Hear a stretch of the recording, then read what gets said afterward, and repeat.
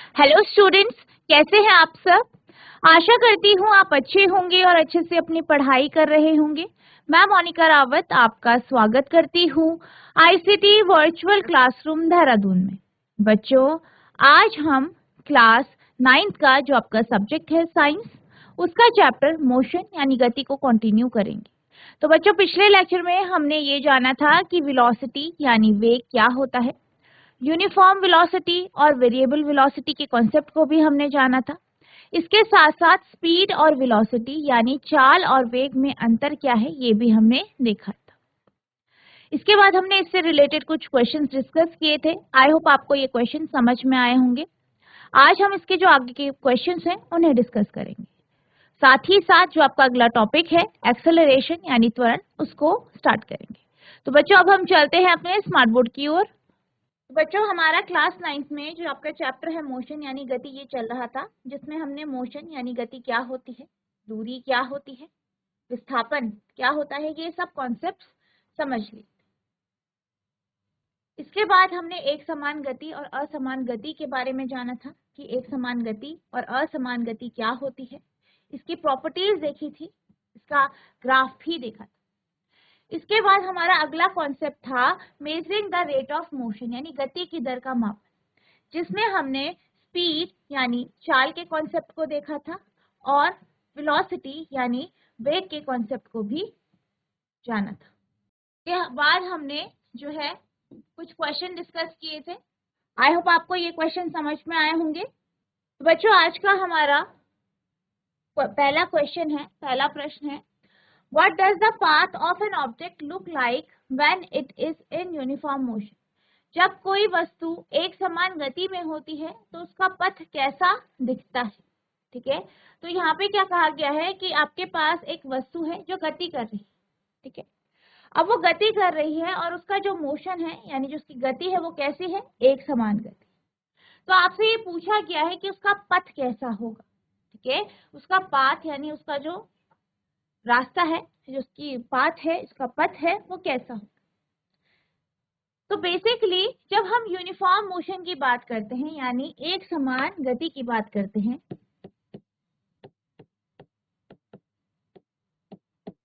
तो हमने क्या पढ़ा है कि जब भी कोई वस्तु एक समान गति में होती है, इसका अर्थ क्या है कि वह बराबर समय अंतराल में बराबर दूरी तय कर, क्या कर रही है, बराबर समय अंतराल में, बराबर समय अंतराल में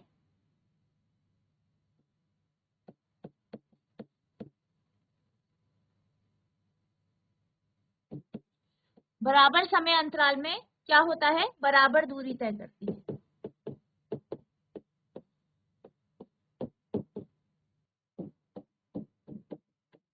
बराबर समय अंतराल में बराबर दूरी तय करती है, जिसका अर्थ क्या है, वेग एक समान रहता है,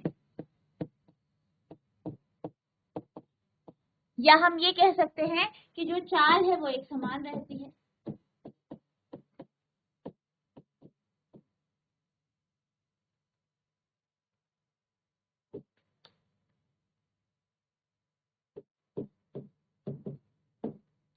ठीक है, तो क्या होता है, जब भी कोई वस्तु एक समान गति कर रही होती है तो वो बराबर समय अंतराल में बराबर दूरी तय करती है, यानी इक्वल इंटरवल ऑफ टाइम में इक्वल डिस्टेंस कवर करती है, या हम कह सकते हैं वेग या चाल एक समान।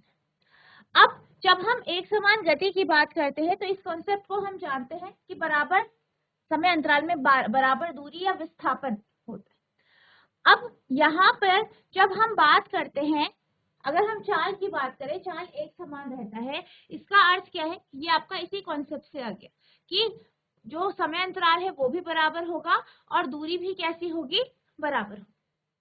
लेकिन जब हम वेग की बात करते हैं तो वेग में एक और कॉन्सेप्ट आ जाता है डायरेक्शन का यानी दिशा का। यानी जब हम एक समान गति की बात करते हैं तो वेग एक समान है, इसका अर्थ ये है कि जो वस्तु है वो बराबर समय अंतराल में बराबर दूरी तय करी है, साथ ही साथ उसकी दिशा वही है, मतलब एक ही डायरेक्शन में वो चल, ठीक है, यानी वो अपनी दिशा को नहीं बदलती। तो यहाँ पे एक दिशा का कॉन्सेप्ट भी आता है।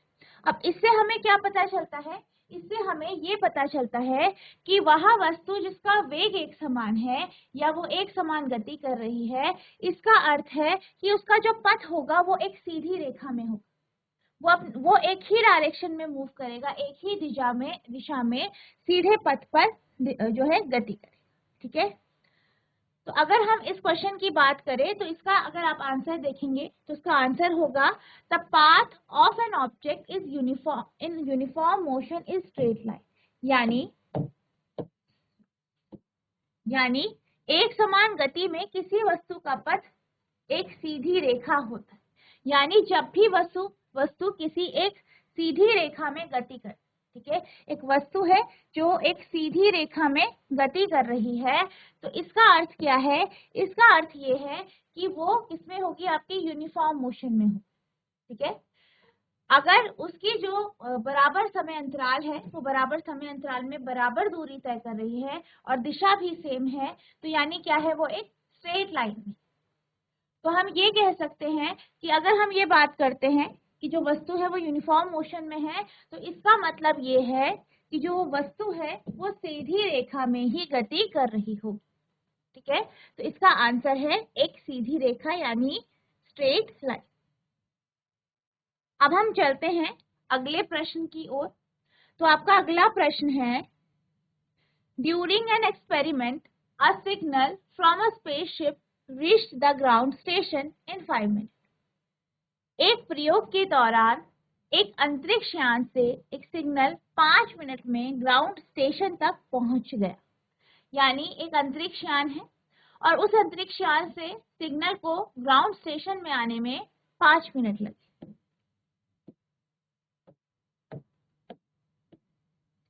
What is the distance of the spaceship from the ground station? आपसे क्या पूछा गया है?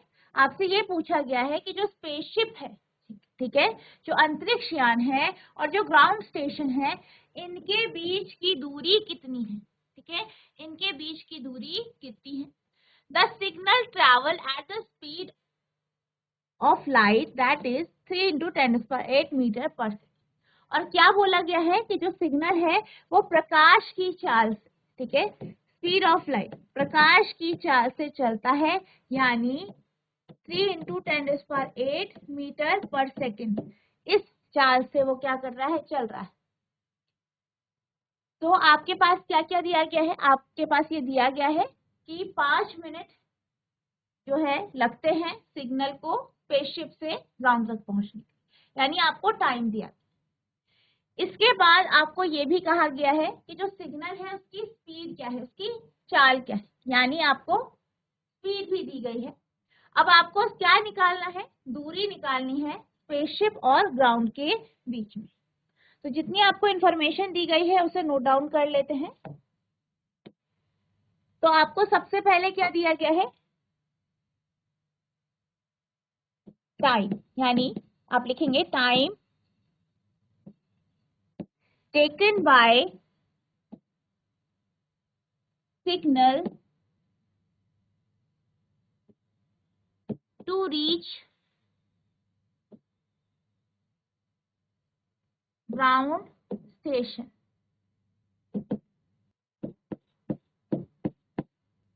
सिग्नल द्वारा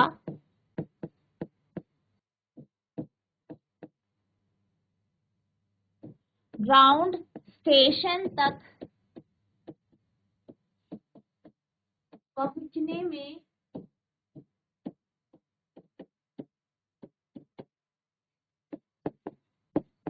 लिया गया समय, यानी टी कितना है? 5 मिनट। ठीक है, आप इसे सेकंड में परिवर्तित कर सकते हैं। 5 × 60, 5 × 60, 300। अगला है स्पीड ऑफ सिग्नल।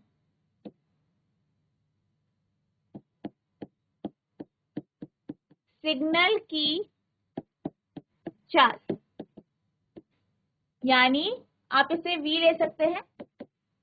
कितनी दी गई है? 3 × 10⁸ मीटर पर सेकेंड, जो कि किसकी चाल है? आपकी प्रकाश की चाल भी यही होती है, स्पीड ऑफ लाइट। ठीक है, तो आपके पास t है, आपके पास स्पीड है या v जिसे हम लिख सकते हैं। अब हम क्या करेंगे? ठीक है, हम जो फॉर्मूला यूज करेंगे वो है आपका स्पीड बराबर डिस्टेंस अपॉन टाइम, यानी चाल बराबर दूरी बटा समय। क्या निकालना है आपको? दूरी निकालनी है, डिस्टेंस। तो डिस्टेंस हो जाएगा बराबर, यानी दूरी क्या हो जाएगी? चाल गुणा समय। ठीक है,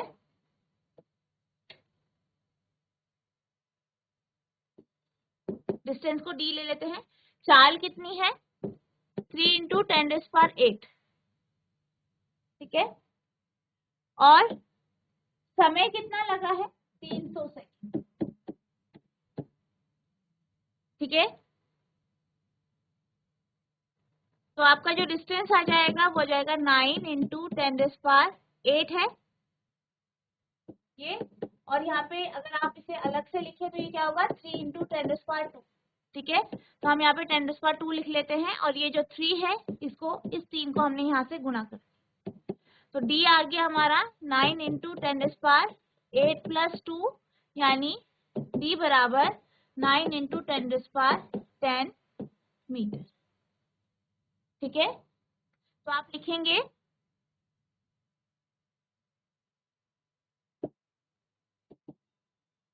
distance between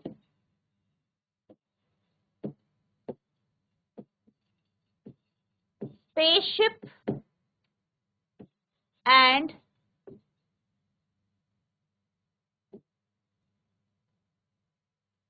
ground station is 9 × 10⁻10 मीटर। स्पेसशिप तथा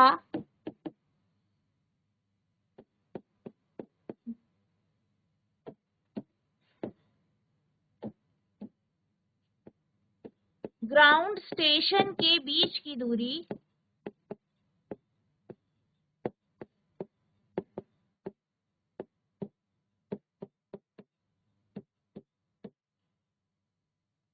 9 × 10⁻10 मीटर है। तो इस तरीके से आपको जो है इस क्वेश्चन को सॉल्व करना, आप इसे नोट करें।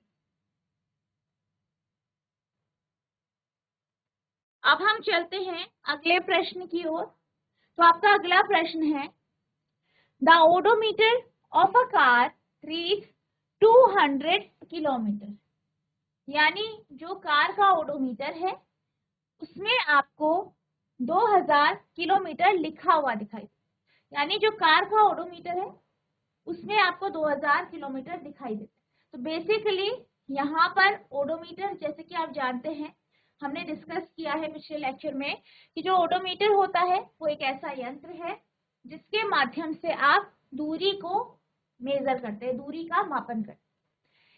जो आपकी गाड़ियां होती है, गाड़ी के जो डैशबोर्ड होता है वहां पे स्पीडोमीटर के बीच में ओडोमीटर लगा होता है, जिसके माध्यम से आपको ये पता चलता है कि आपकी गाड़ी कितना चली। तो यहाँ पे ये कहा गया कि जो ओडोमीटर है कार की, ठीक है, उसमें 2000 किलोमीटर लिखा है। कब? At the start of a trip, यानी जब ट्रिप स्टार्ट हुई, जब ट्रिप यात्रा की शुरुआत हुई, उस समय जो गाड़ी का डैशबोर्ड था वहां पे जो ओडोमीटर लगा था उसमें 2000 किलोमीटर लिखा था। And 2400 kilometre at the end of the trip, और जब ट्रिप खत्म हुई, जब यात्रा खत्म हुई, तो ओडोमीटर में जो रीडिंग थी वो 2400 किलोमीटर थी, यानी 2400 किलोमीटर थी। If the trip took 8 hour, यानी ये कहा गया कि जो आपकी ट्रिप है जो ये ट्रिप है उसको 8 घंटे लगे, यानी जब गाड़ी स्टार्ट हुई तब से जब रुकी इस बीच में जो टाइम लगा वो कितना था, 8 घंटे।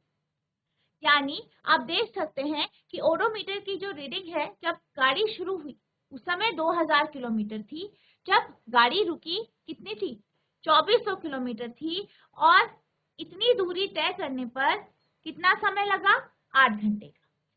Calculate the average speed of the car in kilometre per hour and metre per second. आपको क्या करना है, आपको औसत चाल निकालनी, ठीक है। इस कार की औसत चाल निकालनी है। पहले आपको किलोमीटर प्रति घंटे में निकालनी है, फिर मीटर प्रति सेकेंड। एक कार का ओडोमीटर यात्रा की शुरुआत में 2000 किलोमीटर की यात्रा के अंत में, ठीक है, 2400 किलोमीटर दिखाता है। यदि यात्रा में 8 घंटे लगे तो किलोमीटर प्रति घंटा और मीटर प्रति सेकंड में कार की औसत चाल की गणना करें, ठीक है।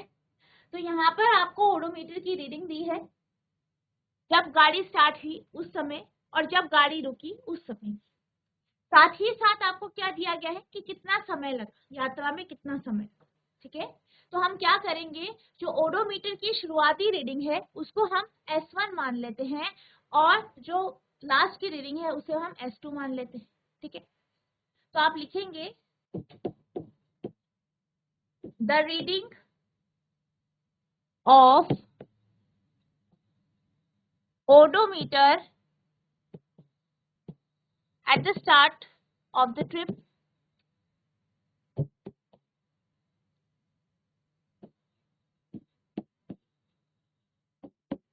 equals to 2000 kilometre.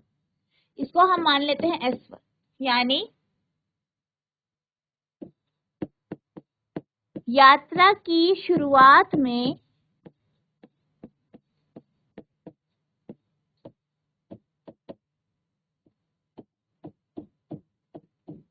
ओडोमीटर की reading 2000 kilometre. The reading of odometer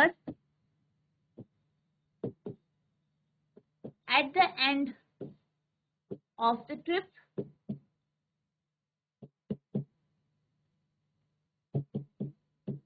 (2400 kilometre या 2400 किलोमीटर। आप लिखेंगे यात्रा के अंत में ओडोमीटर की रीडिंग 2400 किलोमीटर, ठीक है। तो ये आपका क्या हो गया, ये आपका हो गया S2। तो यानी आपके पास जो ओडोमीटर है उसकी शुरुआत में जो रीडिंग है S1 वो है 2000 और अंतिम में क्या है 2400, ये आपने लिख दिया। अब हमें क्या दिया गया है, समय, यानी यात्रा में लगने वाला समय।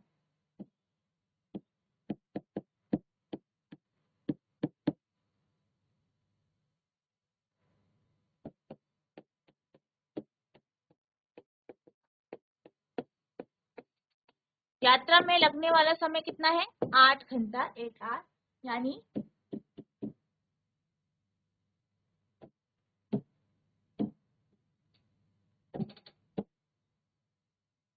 इसे आप लिख लेंगे टाइम T, ठीक है।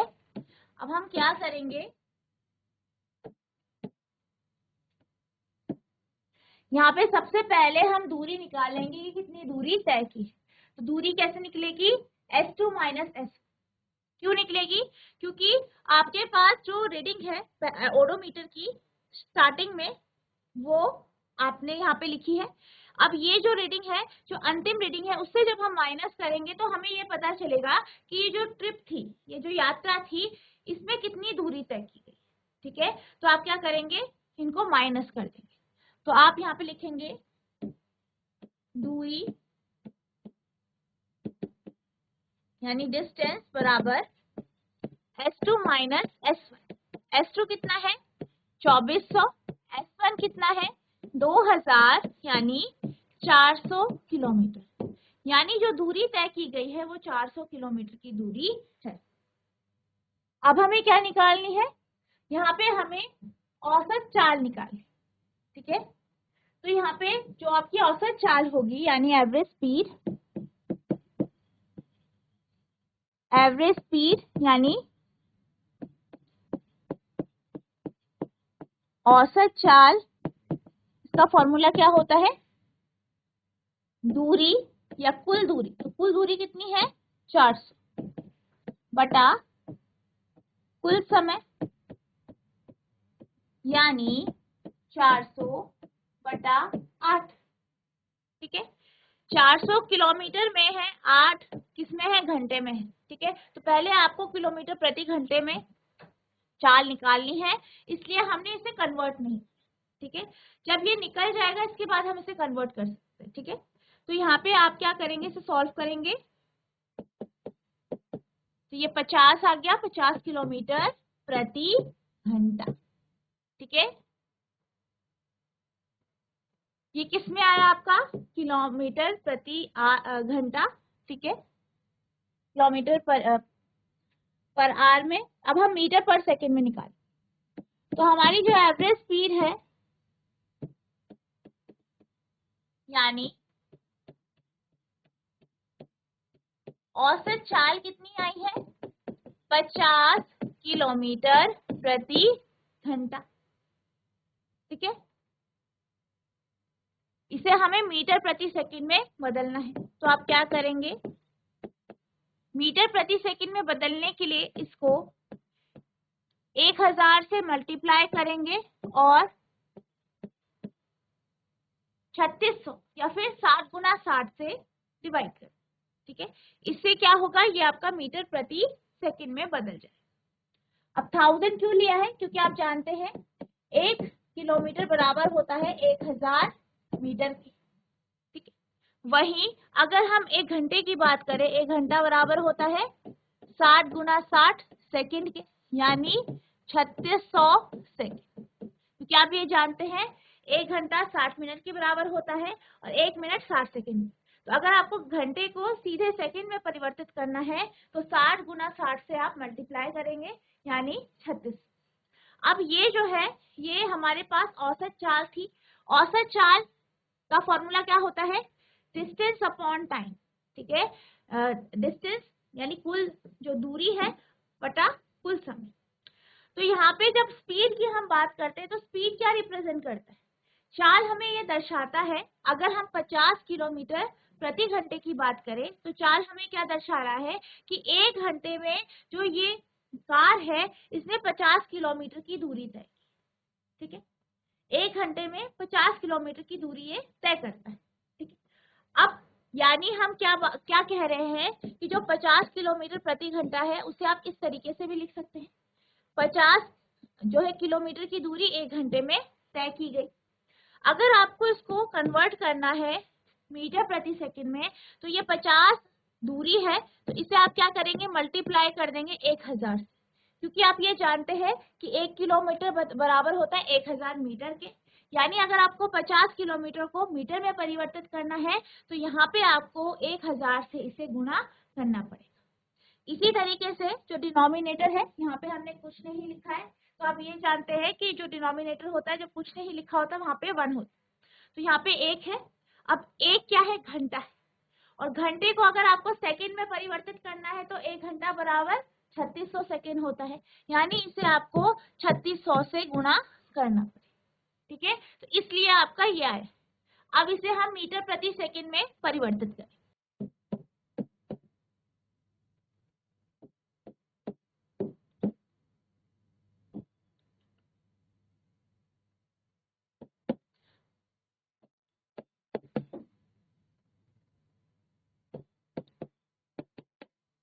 तो आप इसे सॉल्व करेंगे, ठीक है। तो ये आपका आ गया 13.8 13.8 ठीक है, मीटर प्रति सेकंड। ठीक है, तो आपका जो स्पीड आई है वो अप्रोक्सीमेटली 13.8, ठीक है।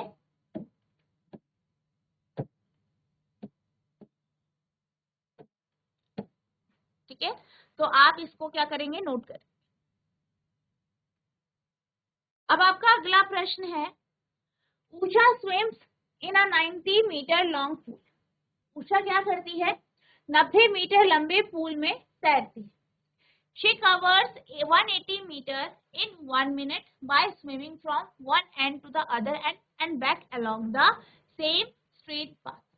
यानी वह 1 मिनट में एक छोर से दूसरी छोर तक और वापस उसी सीधे रास्ते पर तैरकर 180 मीटर की दूरी तय करती है।